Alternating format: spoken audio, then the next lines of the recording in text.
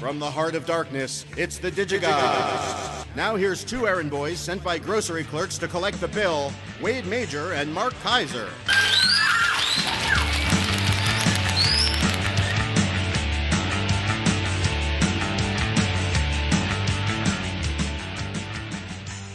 Oh, it's so good to have you back and to have Corey back and to have an intro back. So, Corey, to whom do we owe that amazing intro?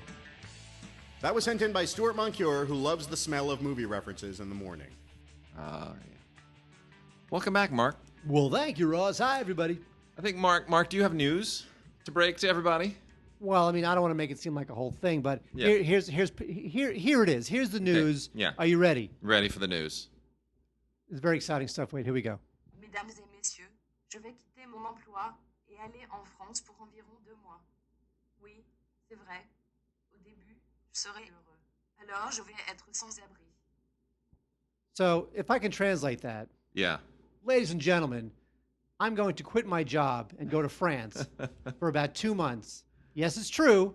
At first, I will be happy. Then I will be homeless. So that is the plan. All right. Very I'm going good. to quit my job, Yeah. and I'm going to go to Paris. Very for exciting. 2 months, maybe 3. Because here's Yeah. the thing: I can go to Paris for 3 months on my passport, right? 90 Yep. days. Yeah. So, assuming the money holds out, Yeah. I can be there for 3 months, Yeah. and then we'll see what happens. All right.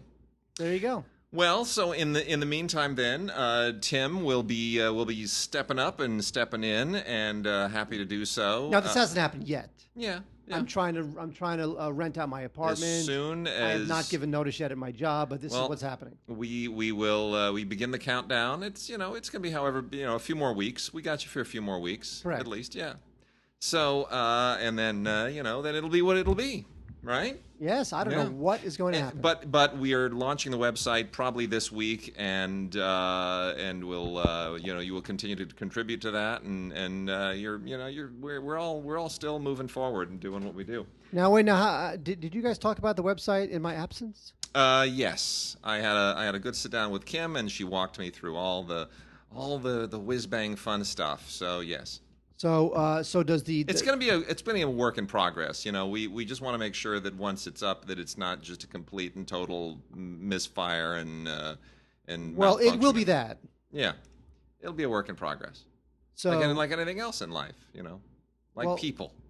Well, so does the listener know what's happening? Have they been told? No, not really.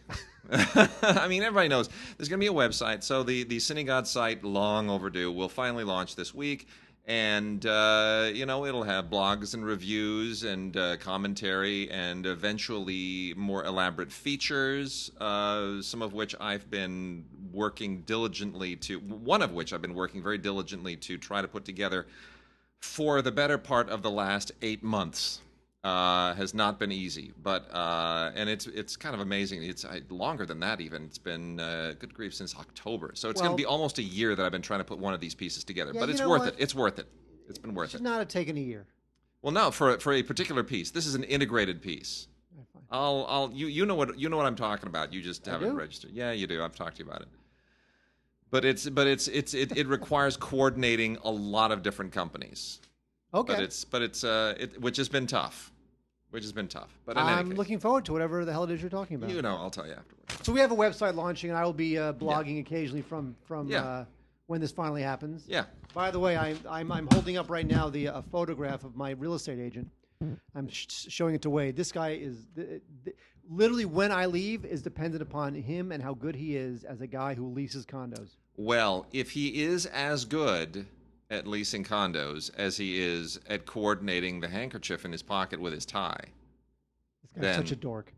Seriously, first of all, this was about 30 pounds ago. Oh, really? Yes. Okay. He was recommended by the gal. He was recommended by the woman who found this place for me, Right. my condo. Yeah. I thought, okay, well, let's go for it. And then he showed me. This is very interesting to the listener, by the way. Very interesting.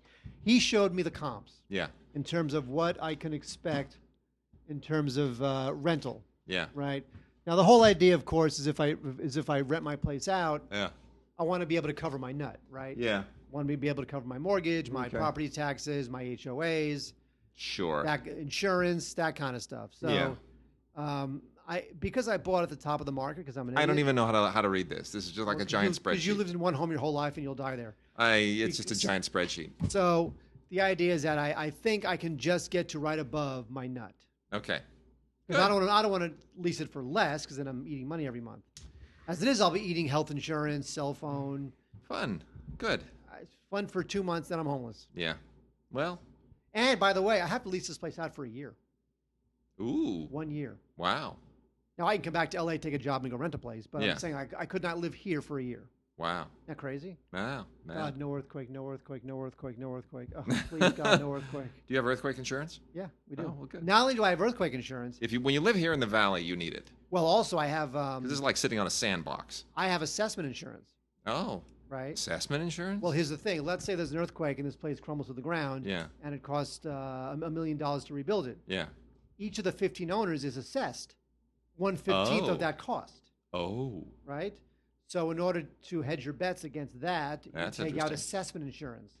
So you pay, let's say I would pay the first $20,000 of the assessment, and then insurance would pay the rest. I only know about brush fire insurance. It's just, You've had brush fires. Welcome to the insurance podcast. You know what's funny is that people think that like LA. You know what? We would be so much more successful if we did an insurance podcast. You know that? You know how many more people would listen to an insurance podcast? It's a very low bar because very little people listen to this. But you know what's funny is that people don't realize, in a way, LA kind of does have extreme weather.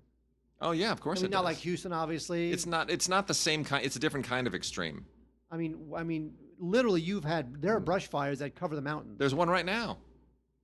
Like Corey, did you see the pictures I did. on Facebook? Corey's like taking pictures from his window of the giant, massive brush fire, and it is so massive. I had ash on my car. I'm like 30 miles away. And there's also, by the way, extreme non-weather, which is the drought that Yeah. plagued the valley and the Yeah. city for 5 years, Yep. which is now over, thankfully. Yep, It just doesn't rain. it doesn't rain. Or snow. Although it might be said before we move on, people don't realize that one of the reasons why the movie industry moved to the West Coast, Yes. from the movie industry began in Sure. the East Coast, moved to the West Coast, was because there was all sorts of different types of weather available to them within an hour. Yep, If you want to shoot in the snow, get in your Yep. car, drive an hour, you can shoot in the mountains. that's it. If you want to shoot at the beach, get in your car, You drive can- 30 minutes, go to the beach. You can go from Big Bear to Zuma Beach to the Salton Sea or Death Valley. You can, within an hour.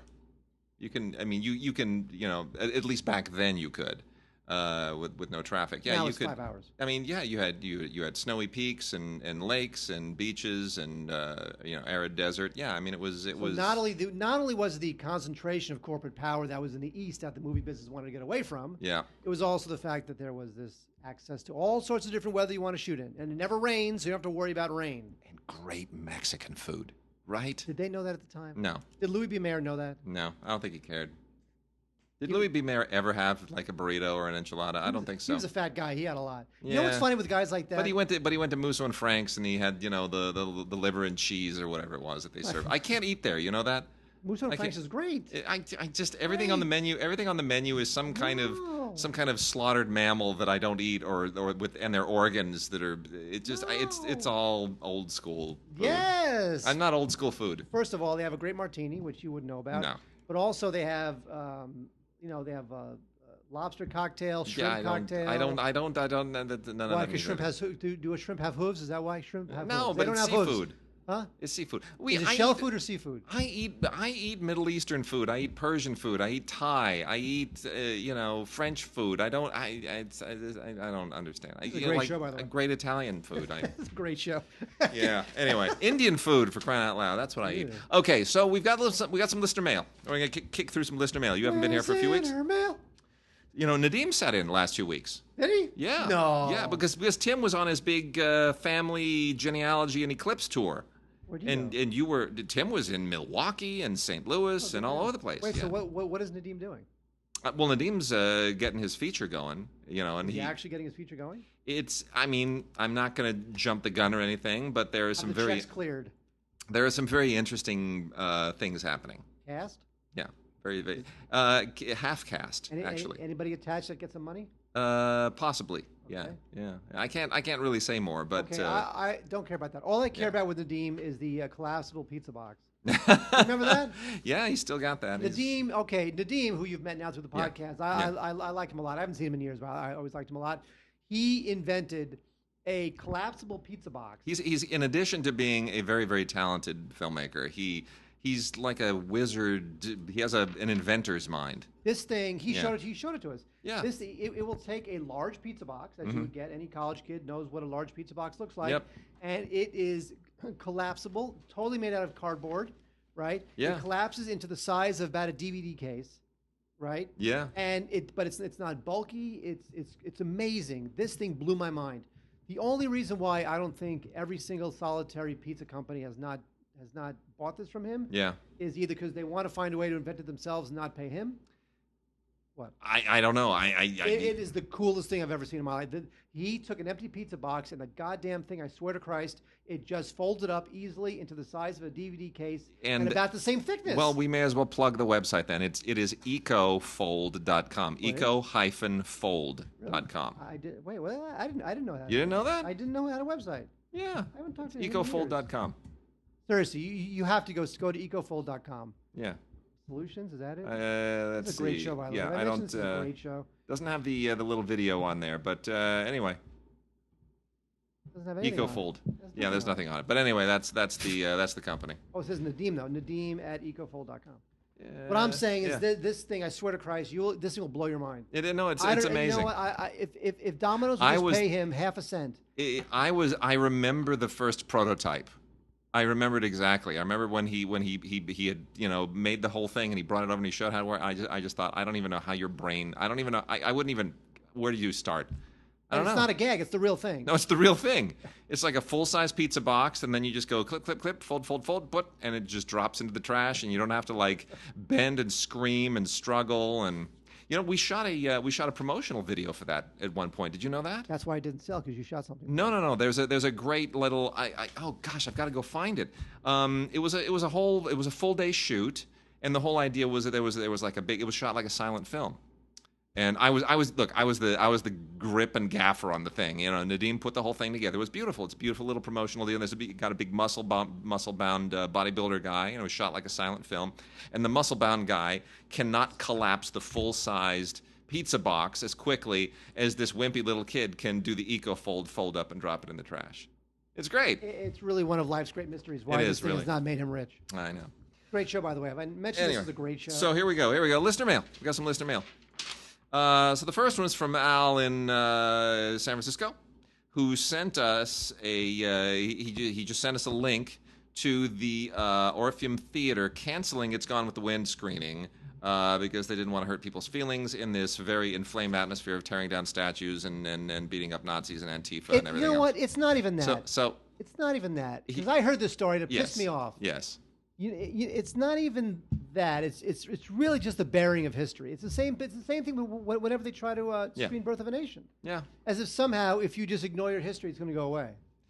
It is an interesting discussion. As I think everybody knows by now, I am 100% pro free speech, 100% anti censorship. I don't care what it is. I love Leni Riefenstahl's movies. I love Eisenstein's movies, notwithstanding the fact that they both worked for horrible, horrible dictators. There are things to learn, and you struggling with that is important. And is Gone with the Wind the most politically incorrect movie ever made? No. Is it politically correct? No. I don't even think Gone with the Wind is a good movie. I really find it excruciatingly boring and, kind of an atypical example of everything that's wrong with movie making from that period. However, the process by which the film was made, the fact that the book was a phenomenon, the fact that the movie remains one of the most successful entertainment phenomena of all time, all of the details around that are instructive. And I don't think I think we do ourselves a tremendous disservice by focusing on one at the exclusion of the others. Case in point, about a week ago, Tim and I were supposed to be guests at there was a Film Week thing at the Ace Theater downtown. The Ace Theater is an old movie palace, old Rococo movie palace, now owned by the Ace Hotel. which is adjacent. It was originally the UA Theater. It was built by Mary Pickford and Douglas Fairbanks and D.W. Griffith and Charlie Chaplin. And it's beautiful. It was, what's the name of that preacher that used to do the... He used to have his big revivals down there. Gene Scott. Gene Scott. That's where Gene Scott he owned it for a long time. So it's beautiful, beautiful place. I didn't even know that. So we had there. So Larry Mantle, our Film Week host, he was going to have an anniversary screening, 20th anniversary screening of Jackie Brown, and Tim and I were going to go up on the stage afterwards and talk about Jackie Brown and blaxploitation and all the things surrounding Jackie Brown that make it awesome. And then at the last minute, Quentin said, "Hey, I'd like to come too." So, and Larry says, "Oh, I'm sorry, Quentin's going to have to take the lion's share of the discussion." And Tim and I were, of course, furious. And we thought, a Jackie Brown screening and you're going to talk to Quentin about it? You should be talking to us, please. The filmmaker wants to talk about his movie. Let him talk about his movie. So it was interesting. We got to go up on the stage and sit next to Quentin and basically have the greatest seat in the house talking about Jackie Brown for about a half an hour. Now, here's where my long story comes around. That movie is loaded with racial profanity. I mean, loaded with it, as Quentin stuff often is, which is suddenly, a lot more taboo now than it was then. And Quentin's caught a lot of flack for being a white guy that makes movies that really wallow in black culture, which is not my place to defend, but it's Tim's, and Tim defended him really, really nicely. And, the interesting thing is the original book of Jackie Brown, Rum Punch, is written for a white character. Quentin's the one... Written by a white guy. Written by a white guy, right, exactly. So Quentin's the one that took it and put a blaxploitation veneer on it, made it into a Pam Grier movie. He really fielded some interesting questions about that and was asked, what's it like when, people hate on you for this and that? And he goes, it sucks, I'll be honest. But, screw them. I'm just going to make my movies and I'm going to do what I want. And there it is. And that's the way that people have to defend their movies. And you have to defend Gone with the Wind the same way. Look, I've taught Birth of a Nation in college classes.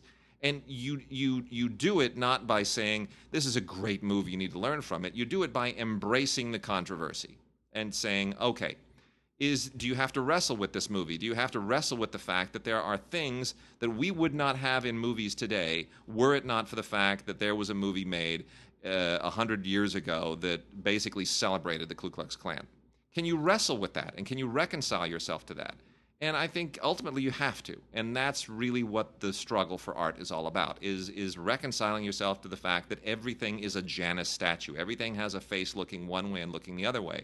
And you really can compartmentalize those things. You almost have to. Otherwise, I wouldn't be able to look at a Pasolini film and say, you know what, he was a dedicated Marxist and a really messed up guy, but he was an incredibly talented filmmaker. And I can look at the good and the bad and the flawed and the perfect, and I can wrestle with it, and I can extract the things I need to and learn from the rest.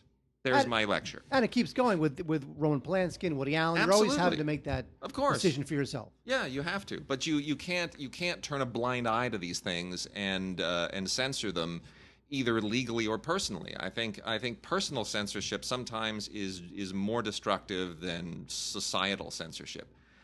Because you're pretending that the only things that you can learn from are the things that you can fully accept and digest at first glance. And you're never going to grow as an artist or as a person if you do that. Well, the thing that really pisses me off at the most elemental, more contemporary level is the idea that if 7 people on Twitter don't like something, everybody starts apologizing for it. Yeah.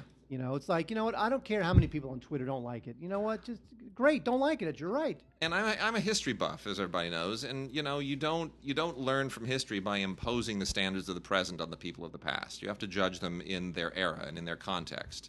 And kind of take a time machine trip back and sort of look at them through their own eyes. And that's not always easy, but it's essential. And movies are the same way. So anyway, Al, great discussion starter. Thank you for that.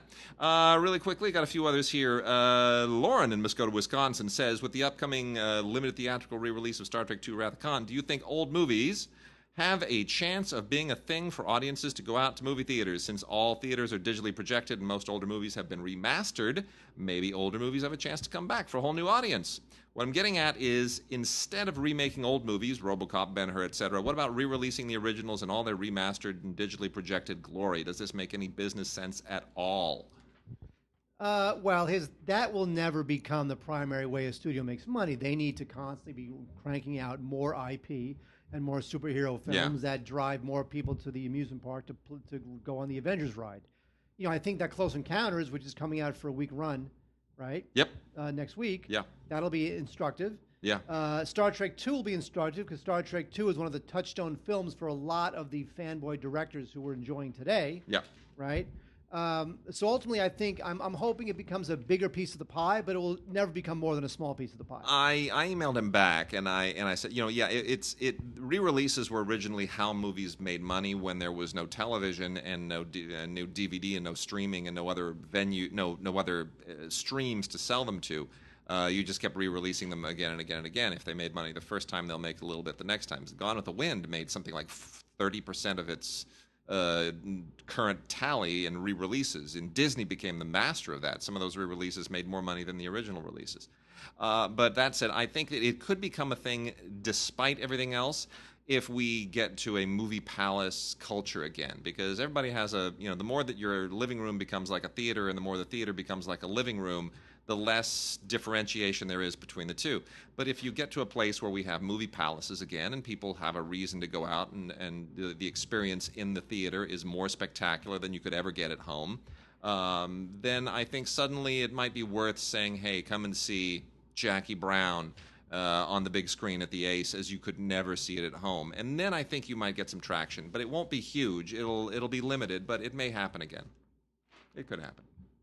Chevelle Dixon, it's been a while since I sent some listener mail, so I send my thoughts. Loved hearing about Wade's trip to Jordan.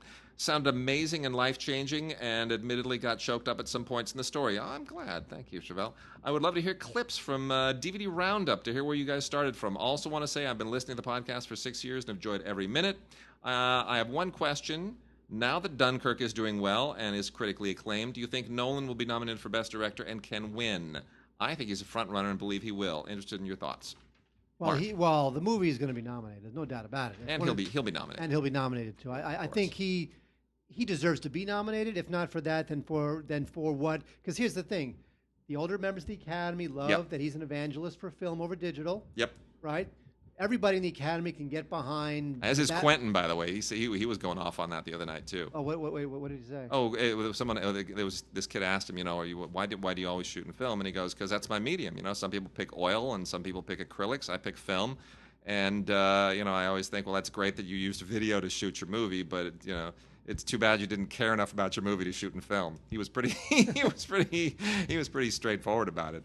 So I think he's popular with the older members of the Academy because of his love of film.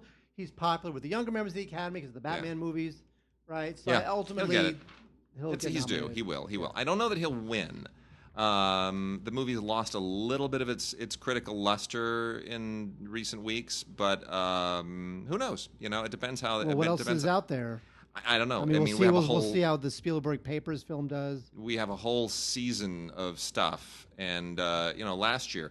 Truly, who saw either Moonlight or La La Land? La La Land people kind of saw, but who saw Moonlight? Who saw Moonlight coming from behind? Well, Moonlight was the film where we realized, oh my God, there's actually all these younger members of the Academy that they've been letting in recently. Yeah. Those are the people who push that through. Yeah. Not the older members. No. So we'll see. So it's a whole new Academy now. It is, and yes, I do want to get all of our older shows up there. Those are all archived. They have not been. They're not uploaded. Put them on Synagogues. Yeah, I'll get them up. Well, they'll be up. We'll get it all. Like every week, you have another one. Sure. Or maybe that week, like this week in 1999. Here's what we talked about. Lots of plans. Lots of good plans. We'll, and Ray and Tim have a lot of stuff that they want to get up there too. So Ray's got some amazing stuff that's never been published. So, good stuff.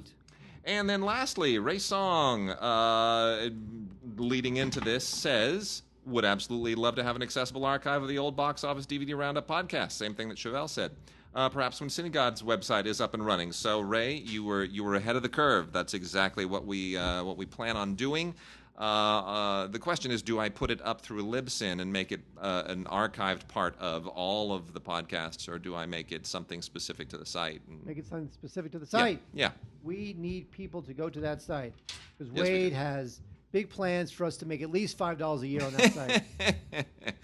Yeah.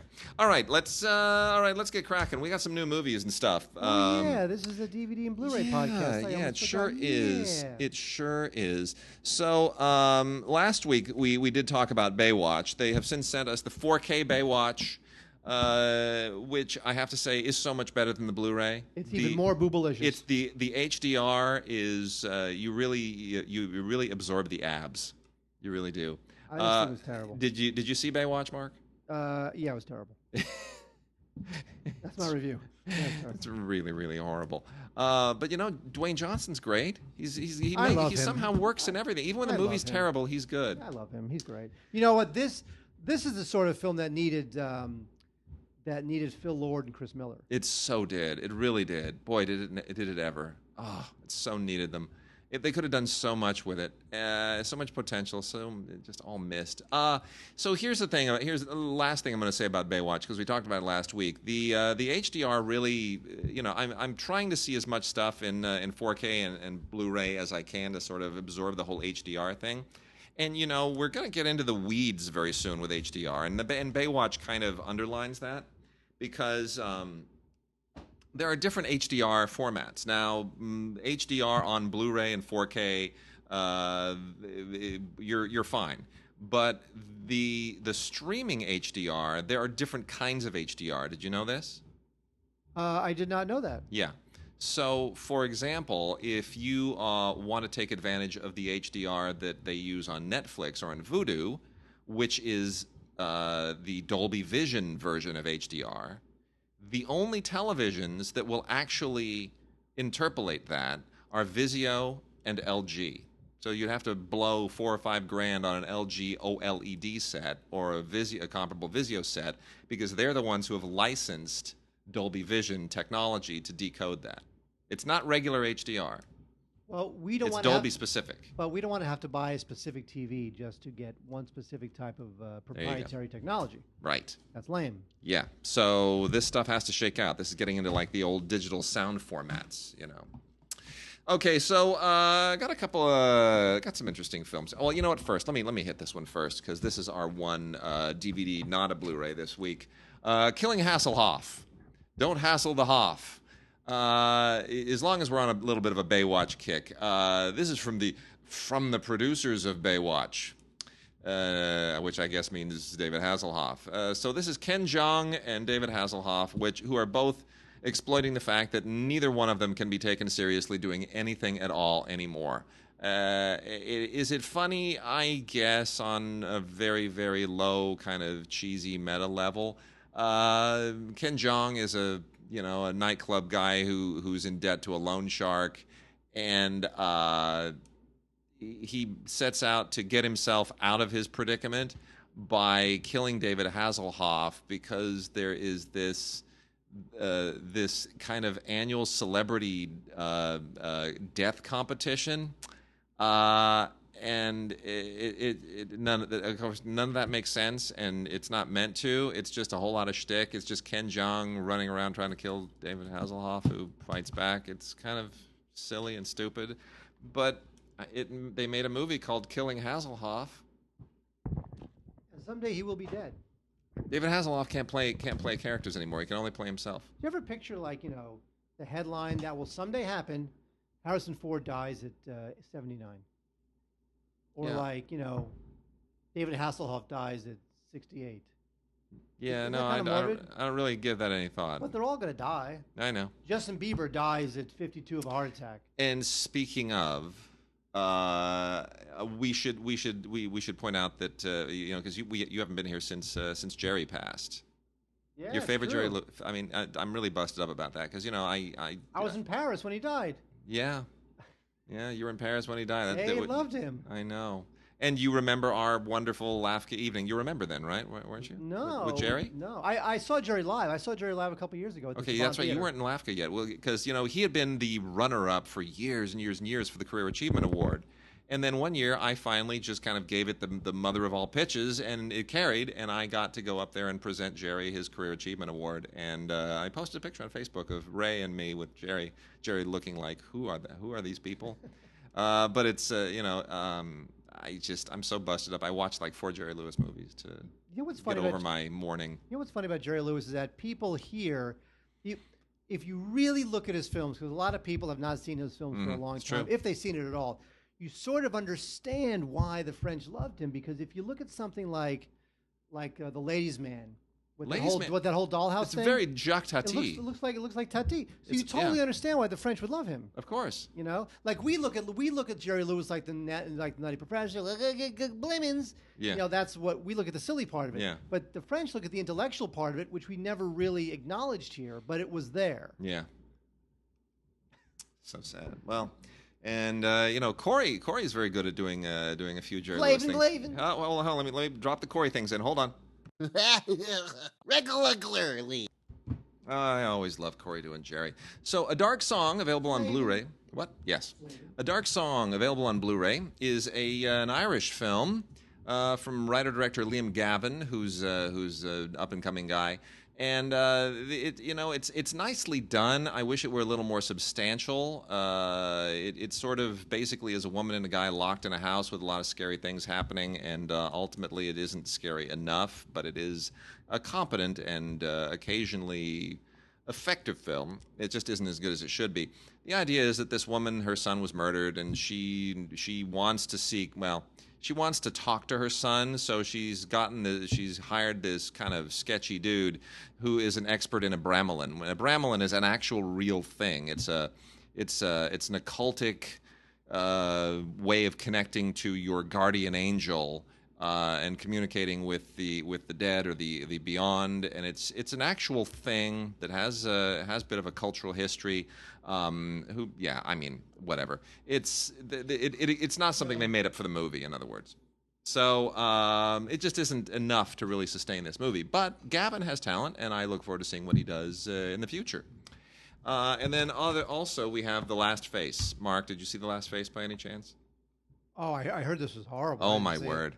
This was a can. Was this not a can that got panned? I don't even know if it was a can. This thing's been sitting on the shelf for years and years and years. Sean Penn directed this just unbelievably melodramatic, overwrought historical romance. This is like Graham Greene meets Somerset Maugham in modern day African war zones with two lovelorn white people trying to save all of the dark-skinned people and really caring much more about what happens to each other. It's a well-intentioned film, but this is like the ultimate misbegotten fruit of white guilt. Because we all know Sean Penn, really, very, very left-wing, liberal, bleeding heart guy, and which often translates into wonderful things. I mean, he went, after Katrina, and he was a full-on volunteer. And I mean, the guy, he really puts himself out there for his beliefs. However, it's all very misbegotten in this horrible, horrible movie. It's not a badly made movie. It's just the violins are just screaming at fever pitch throughout. It's just so over the top. Well, first of all, it's called The Last Face. I mean, come Yeah. on. A dumb name is that. It's not been a good year for Charlize Theron. Did you see Atomic Blonde? I did. I liked it. It was nonsense. It is nonsense, but it's fun nonsense. But I liked how he shot the fight scenes. Oh, the fight scenes were great. Right? Yeah. Medium shot, not a lot of cuts. Yeah. I liked that. That was great. The rest was of great. it is nonsense. No, well, of course it's nonsense, but it's fun nonsense. No, fun not. Okay, the movie because I kept thinking of Ronin. Yeah. When I saw it, Which we're also going to talk about. Ronin was nonsense. Yeah. But somehow it was so cool because that De Niro. Yeah. And those car chases. Yeah. And it was written by David Mamet. Well, Charlize Theron and Javier Bardem are physicians without borders, sexually or otherwise, and they're just trying to save the world, and Africa's being torn apart, and they can't stop themselves from helping people or loving each other. And there it is. It's a silly movie. A lot of money went into this thing. It's not in the script. It's just endless. It really is, and it just doesn't go anywhere. But I guess there's some kitsch value to it. Wait, here's a little surprise for you. Yeah. A movie called Band-Aid. Yeah. Now, Band-Aid is the directing debut of a woman named Zoe Lister-Jones. Yeah. Whenever I think of Zoe Lister-Jones, I just can't stop thinking of the boxer. Mm-hmm. Anyway, this is a movie that sounds really coy and silly, but it kind of works. It's about this estranged couple, and they fight all the time. And instead of divorcing or breaking up or tearing each other's hair out, they decide to take all of their grievances and start a band and write songs all about how much they fight and how much they hate each other. Fantastic. So this band is comprised of songs about how they fight and what they fight about. And I mean, the songs are not as good as the guy who did, the guy we love, who did Yeah, Fakakta Schmutzi. who did the Keira Knightley film that we love. You know, that guy we love. He's done 3 films. Carney. Oh, John Carney. John Carney. Yeah. Okay, the songs are not as good as what John Carney would have done. But still, you know what? I just think it was such an interesting film. It could have been very coy, especially because Fred Armisen's in it. And Fred Armisen, I find that guy, he always winds up in these twee little coy little indie comedy things that kind of annoy the crap out of me. But this thing it's low-key, but it's very charming and it's very sincere. And, the music is good enough. And I think that Zoe Lister-Jones, she's got a career ahead of her. Yeah. Hopefully she'll maybe direct more. Yeah. Break that barrier. Do it. Female director barrier. Anyway, nice little surprise Band-Aid. You know you want there to be a director named Fakakta Schmutzi. You do. In a world. Megan Leavey. Based on the true story of a Marine's best friend. Is it a doggy? It's the worst. Is it a doggy? It's the worst tagline The ever. doggy. Now is Megan Leavey the dog or the woman? Megan Leavey is the woman. Why not call it the dog? I don't Why know. not name it after the dog? Kate Mara stars in Megan Leavey. It's a true story. Imagine if Air Bud was named after the parents who owned him. Yeah.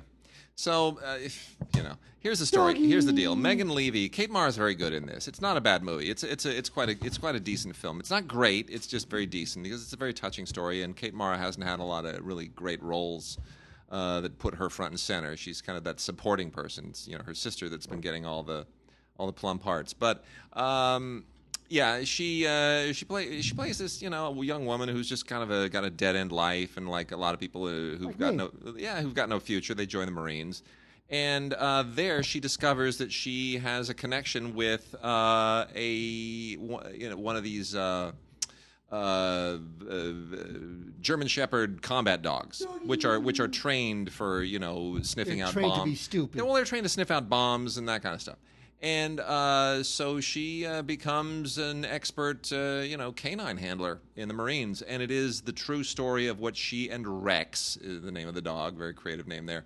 It's the story of, their career becoming basically IED sniffers. And IUD sniffers? That's just weird. I don't know what kind of movie that is. I just I'll knew be honest with you. Okay. So, anyway, it's a good movie. It's not great. It's not the thing you should have gone to see in the theaters. It really, despite being an Iraq War movie, it's not really a theatrical experience, to be honest. It's fine at home. So you can get it on with. It's got a digital HD for iTunes and ultraviolet and that whole deal. And rock on. You'll enjoy it. Wait, there's a movie called Chronically Metropolitan. If you think to yourself, a movie called Metropolitan probably harkens back a lot to the work of Whit Stillman. Yeah. Maybe a little bit of Philip Roth. And you'd be right. And this thing is just a little too navel gazing. It's about a New York City. It's very cosmopolitan looking. It's about a New York City writer. His name is Fenton. So already I hate the film. Yeah. Because the main character's name is Fenton, and he returns to New York, and he wants to win his girlfriend back, and but she's engaged to somebody else, and so he also had written a book based on the life of her parents and their failed marriage, and she didn't forgive him for that. So this is all about the two of them facing possibly the reigniting of their relationship. And it's one of those things that's it's a little bit pretentious, and it's a little too surface skimming in terms of the characters, kind of predictable.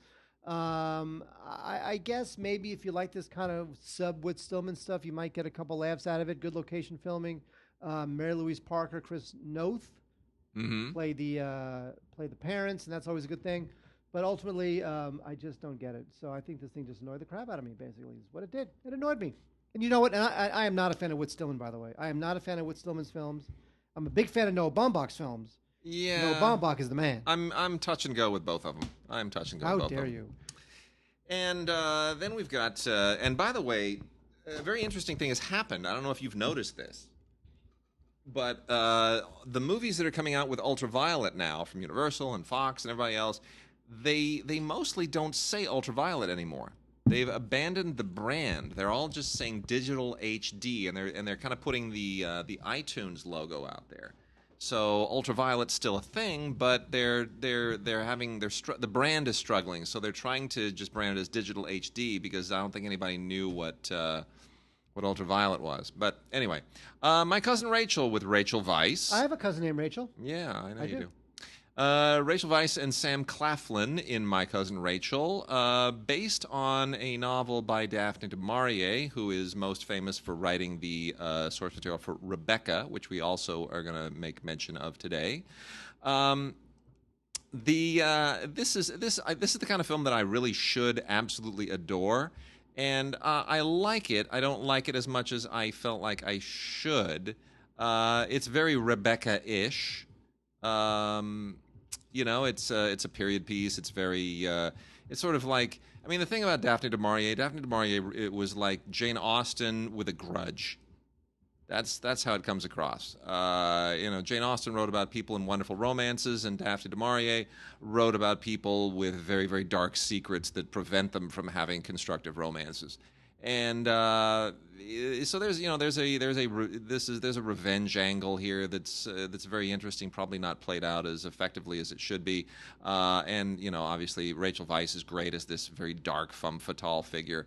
Kind of Victorian noir is maybe the best way to describe this.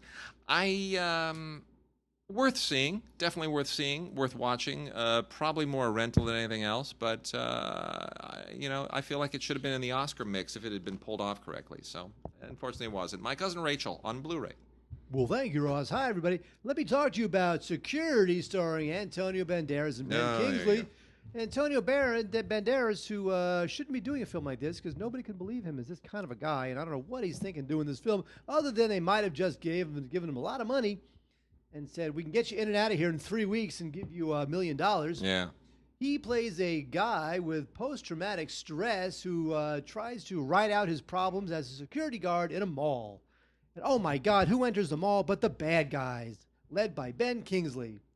Antonio Banderas as the mall cop, whose name is not John McClane, winds up in having a mano-a-mano with these terrible bad people at the mall, running around, presumably going to Annie's Pretzels or Wetzel's Pretzels and maybe chowing down on some pretzels. And so I watched an Antonio Banderas movie last night that I have to talk about on Film Week. It's called Gun Shy, directed by what's his name who did Con Air. Yeah, I did Con Air. Simon West? Yeah, Simon West did it. It's the stupidest movie I've ever seen in my life.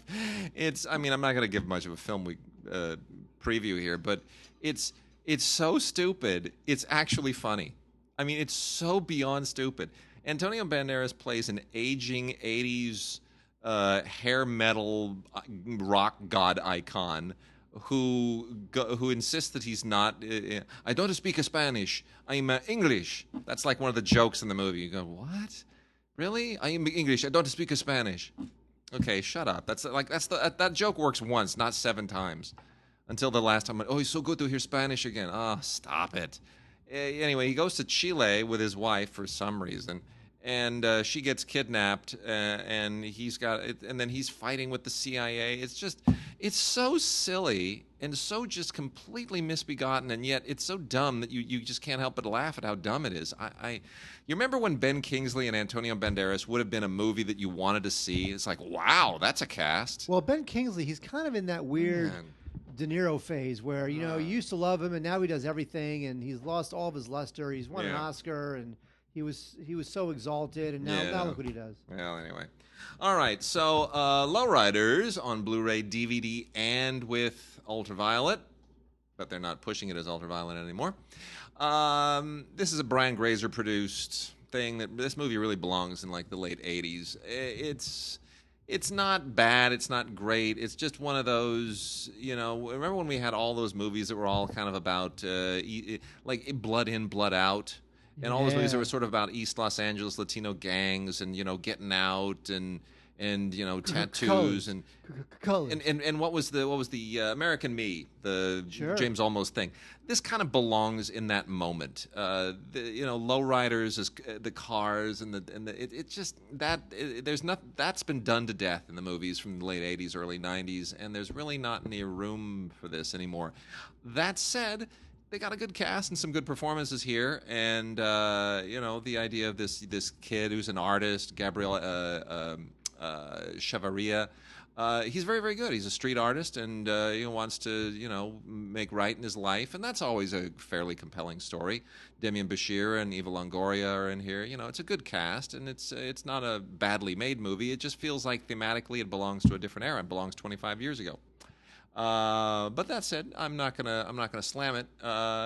It's nicely put together. Brian Grazer produced it, so there's some luster to it.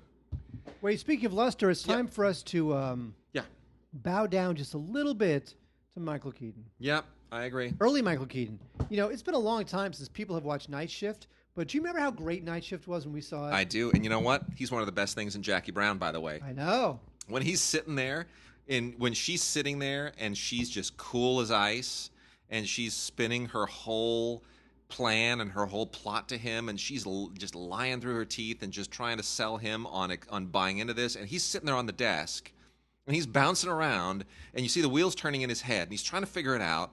And I mean, that's just classic Michael Keaton. It's just beautiful. It is beautiful acting. I sat next to Michael Keaton at Rustic Canyon in Santa Monica, the restaurant in Wilshire in like 9th or something. Sure. And I think he was being interviewed. I think he was being interviewed. He was on a cell phone a lot, and even just at this bar, you could tell that here's a guy whose brain never stops churning. Never. He's almost like a really, really smart Ratso Rizzo. Yeah, and he's a good director too. He's only directed one film, and it was a good film, but it just didn't get any traction. Well, it wasn't Mr. Mom. Mr. Mom was directed by Stan Dragati, which is kind of a shame because it was written by John Hughes and should have been directed by John Hughes, but he turned it down. So this is a film about a guy. He plays a guy who loses his job. He's got 3 kids, got to take care of them. So his wife, played by the late great Terry Garr, has to go back to work, leaving Jack to take care of the kids and fight off the vacuum cleaner and and dry his kid in the bathroom hand dryer. Yeah. This thing is funny, man. It's a funny movie. Is it a great film? No, but it's got a terrific cast, including Martin Mull and Christopher Lloyd. Written by John Hughes. If John Hughes had written this, it would have had a lot different tone. Oh yeah. Stan Dragati is a little bit of a journeyman kind of a guy, but still, it's funnier than you think. It's got a lot of great stuff in it. It was the stay-at-home dad thing was kind of a novelty back then. Yeah. Now it's less of a novelty. So it's great. It's terrific. And that's from the Shout Select line, who keeps bringing us really, really interesting stuff. And then we also have some 4Ks this week of movies that have been out previously. Prometheus, which is out on 4K, obviously, because the new Alien film's on 4K. And, Prometheus looks really, really good. 4K. Just want to say that. It looks really, really good. This is probably going to be one of the more standard 4K. The HDR is really superb. This is they really went to town on this, and understandably it was shot on digital, and it's got all the credentials to be a great 4K movie. A little bit less so are Red and Red 2. I'm not quite sure why. I don't like these films. Why was there a sequel to this? Lionsgate Summit have thrown both of the Red films out on 4K, and I think that's just to sort of get some attention because there's not a ton of 4K product out there. So maybe people who don't have a lot of discs will say, "What the hell? I'll get Red and Red too." But really, you don't need to own these movies. You don't need to own them in 4K or in Blu-ray. If you've seen them once, you've seen them as much as you need to. I just don't think they sustain. Why was there a Red 2? I mean, it's a great cast of people. I love them all. It's got a great overseas cast. It has Helen Mirren, right? Yeah. Plays well overseas. Bruce Morgan Willis, Freeman, John Malkovich, Bruce Willis still plays well overseas, although I don't know what's happened to that guy. Yeah. Have you seen the trailer for Death Wish? Looks terrible. I know. Looks really bad. Yeah, Anthony Hopkins pops up in Red 2 here. Mary Louise Parker. I really like the people in these movies. I just don't particularly like these movies. The tone is weird, but I know people who kind of like it. They think it's got a real nice kind of sadistic, serio-comic vibe, and I don't know. It's not my thing. Speaking of sadistic and serial comic, The Lion King Yay. is out on Blu-ray. This is the Circle of Life edition, which doesn't mean much, but it's got a couple of extras. The guy who played the villain, David Garibaldi, creating the interpretation of Scar. We have some of the recording sessions. This, of course, if you didn't know, is the all-time classic, 1994, I believe. I'm less of a fan of The Lion King than most people. I know people were like, it's an original Disney story. I said, no, it's Hamlet. Stop it. It's not that original. Yeah, but everything's based on something else. You I can't know, knock it for that. but the thing is, they were saying, oh, it's the first one that's not, that's not based on a fairy tale. Yeah, no, it is. It's Hamlet. Stop it. Hamlet ain't no It may fairy not tale. officially, it may not be called, Hamlet the Lion King, or the Lion King who couldn't make up his mind, but it's Hamlet. What's interesting too is that it's the music. This was not the Menken what's his name collaboration. This is Elton John and Tim Rice. This is a whole different situation. Yeah. And they were the golden duo. They were. Right, I mean, look, this thing was a phenomenon. It rightfully blew the doors off of everything at the time because it is a very well-made, well-animated, well-conceived movie. I recognize everything that works about it. It's just not my favorite. Not my favorite. I much prefer all the princess stuff. I got a daughter. What do you want? I like the. What do you want from me? What do you want from me? All right, and then two. One from Criterion and another one from the wonderful people at Cohen. Our Criterion this week is Rebecca, another Daphne du Maurier movie. Nicely timed to show the My Cousin Rachel people how it's done. From 1940, Rebecca won Best Picture the year after Gone with the Wind. Same producer, David O. Selznick. This was the great triumph of Selznick's collaboration with Alfred Hitchcock. The only film of Hitchcock's that ever won Best Picture. Hitchcock did not, however, win Best Director. And that continues to be something that perplexes a lot of people. However, it is also it's much more of a Selznick film than it is a Hitchcock film. Nonetheless, it represents the best of both of them. It is. This has been out on DVD for many times previously, and it was also out previously on DVD from Criterion. And this is the Blu-ray Criterion that will just become the standard of all time. This is an absolutely fantastic release. Has the Leonard Leff commentary from 1990. Tons and tons and tons and tons of extras. There's a making of documentary from 2007 and costume tests and there's no end to it. It's all the stuff here is really, really wonderful. There's even an interview with Joan Fontaine from 1980, which is about the latest that I've seen her interviewed anywhere, and it's great. Everything about this is great. You have to own it. This is an essential film to have in any library. And I'm going to say something that might be a little controversial, but this. Well, it's controversial to me, maybe. I saw Rebecca, the first time I saw Rebecca projected, I'd seen it on television before, but the first time I saw it projected was in film school with a UCLA archival nitrate print, which is one of the most stunning things I've ever seen in my life. You have not lived until you have seen Rebecca nitrate projected, which most people never will. It's, there may be two nitrate prints of it existing, and one of them is at UCLA. However, the second best way to see this is on this Blu-ray. It is so beautiful. It is so gorgeous. I'd rather watch this Blu-ray than most things on 4K. It is really, really stunning. So Criterion's Rebecca Blu-ray, do not miss it. And then also a nice rediscovery. Cohen Media, for whom I've done a number of commentaries, has recently picked up most of, if not all of, the Merchant Ivory films, and they are doing a great job with them. I did the commentary for Howard's End, and now comes Maurice. And Maurice is one of the more underrated of the Merchant Ivory films. It's a little bit different because Ruth Prawer-Jabvala did not write the screenplay, and you can tell it's a slightly different take. It's a little bit more, James Ivory co-wrote the script, so it's much more tilted towards his sensibilities as a writer. But it's still a really, really fine film.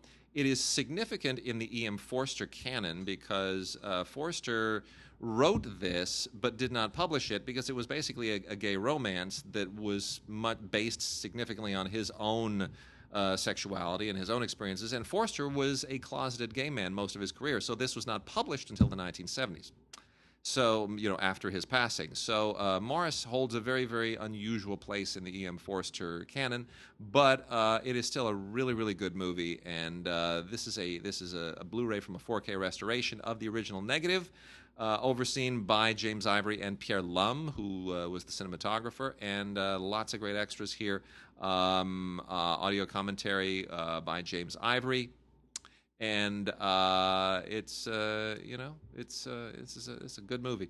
It's a darn good movie. So Maurice, highly recommended. 30th anniversary 4K restoration on Blu-ray. Ronin is out again on Blu-ray. Big fan of Ronin. This one is done by Arrow, and considering that this has been out before, Arrow did a great job putting this thing together. Brand new video interviews with the DP, and they have this thing in 1994 feature out in the film called "You Talking to Me." It's an appreciation of De Niro by Quentin Tarantino, who we talked about earlier. There's a thing on composing the score, and it's really good. This film is just terrific. It looks great. It's a new 4K scan, 1080p HD. The film obviously takes place in a lot of gray environments, garages and these, cobblestone streets. But it looks terrific. It sounds terrific. It's got great car chases, obviously, which is what it's known for. But it also has a great script with polished by David Mamet, working under a pseudonym. And it's got a great cast. Stellan Skarsgård, Sean Bean, Jonathan Pryce, obviously De Niro, and Jean Reno. Big international cast. Terrific movie. Really kind of a one-of-a-kind film. I remember seeing the trailer for this film, thinking there's a shot in this trailer that makes me think this movie will be a hit. Yeah. Because at the time, this is like 1990 something. What was this? What was this new movie? This is 1998. Oh wow, as late as 8. Now, 1998. Yeah. CGI, it wasn't what it is now. Now we expect it. Right.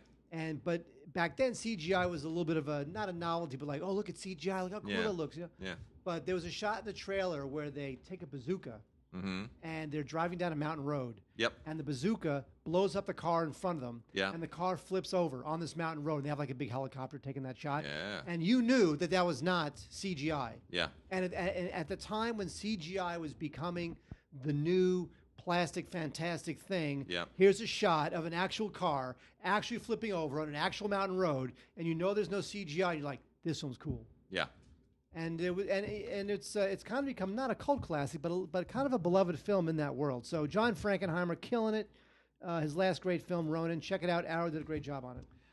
Some more stuff from Arrow. We got a couple of horror things. Blu-ray and DVD combo set of Madhouse. You ever see Madhouse? Madhouse is kind of one of those giallo deals from Ovidio Assonitis. Now, Ovidio Assonitis is the guy who picked up the baton from James Cameron and made Piranha 2: The Spawning. That's his claim to fame. And he then went on to make Madhouse, which is, kind of a weird, odd giallo Hollywood exploitation hybrid thing. It's all shot in Georgia, even though it's an Italian film. And it's not as how do I put this?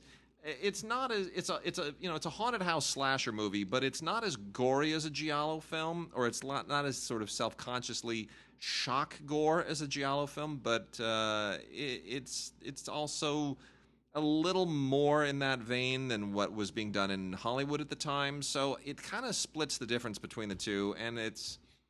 For fans of the genre, I guess there's something to be said about this. It comes with a lot of extras to kind of contextualize it. Great audio, shockingly good audio. There's an interview with the cinematographer and a new interview with Assonitis himself. And, it's a thing. Similar is The Slayer. The Slayer is hysterically cheesy. I don't know if it deserves a DVD Blu-ray combo. But this is directed by J.S. Cardone, who is also one of those guys who just made tons of these kinds of movies over and over and over. This is just straight up secluded island slasher stuff. There's no compromise. That's exactly what it is.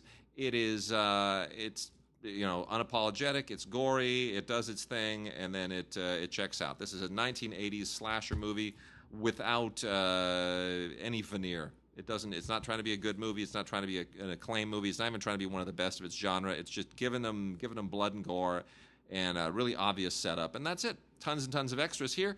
Isolated score bits and interviews and makeup interviews with the makeup people, and they load this thing up because they know what the fans want. You know what the fans should want? What should they want? Mike Figgis' first film as a director, the forgotten, but should not be forgotten because it's really cool, even if it's just an exercise in style. Yeah. Stormy Monday. Nice. Now, Stormy Monday is it's weird because it takes place in the 50s and 60s in Newcastle, right? Yeah. The score. Now, don't forget, Mike Figgis, as you remember, it was, and I presume still is, a very talented musician. And the film has this avant-garde jazz score, really interesting stuff. It was by Mike Figgis, who's obviously a musician, but it feels avant-garde jazz. There's a lot of Polish musicians in it.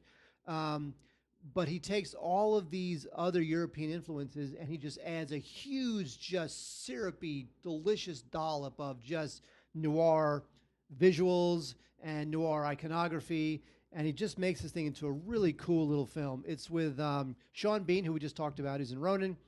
He plays this guy, owns a jazz club, and the jazz club's owned by Sting. And the jazz club owner is under pressure from this American crime boss to kind of get himself a piece of the action at this club. And, what it's about is not that important. It's really an exercise in style, but a really cool exercise in style. And I just like this film a lot. I had completely forgotten about it. At the time, it was a little bit of a mini oh, Mike Figgis, who's this guy? Super cool. Melanie Griffith is in it too. So I would definitely take the time to discover Stormy Monday.